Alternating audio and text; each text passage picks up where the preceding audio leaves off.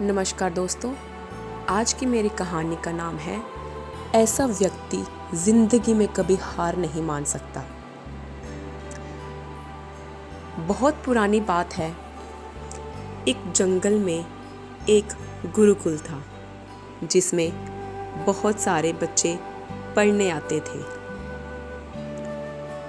एक बार की बात है, गुरुजी सभी विद्यार्थियों को पढ़ा रहे थे, मगर एक विद्यार्थी ऐसा था जिसे बार बार समझाने पर भी समझ में नहीं आ रहा था।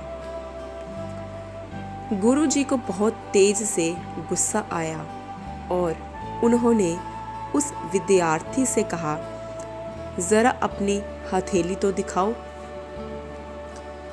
बेटा, विद्यार्थी ने हथेली गुरुजी के आगे कर दी।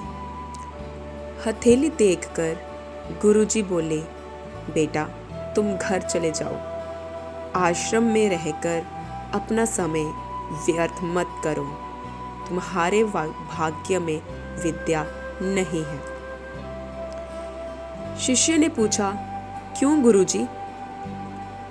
गुरुजी ने कहा, तुम्हारे हाथ में विद्या की रेखा नहीं है।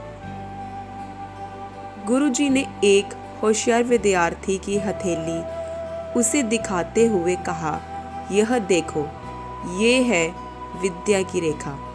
यह तुम्हारे हाथ में नहीं है, इसलिए तुम समय नष्ट ना करो और घर चले जाओ और वहां अपना कोई और काम देखो।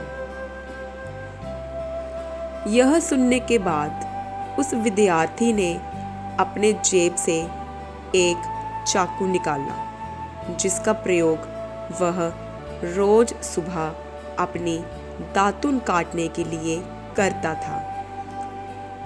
उस चाकू से उसने अपने हाथ में एक गहरी लकीर बना दी।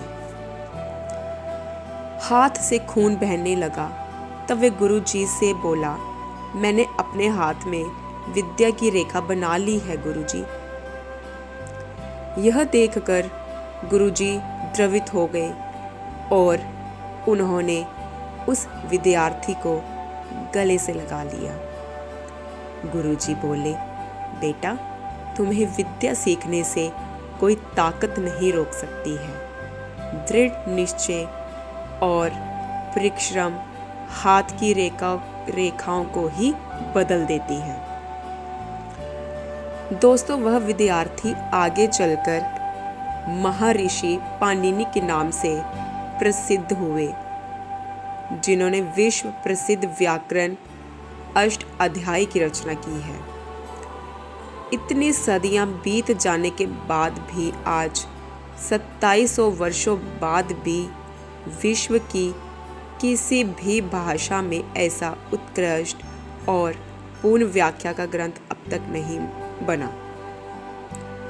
तो दोस्तों, इस कहानी की शिक्षा से ये है कि लोग चाहे जो भी बोले, हम हर एक को गलत साबित करते हुए अपनी लगन और कठिन परिश्रम के दम पर जो चाहे वो सब कुछ हासिल करते हैं। बस मन में दृढ़ संकल्प और कुछ करने का विश्वास होना चाहिए।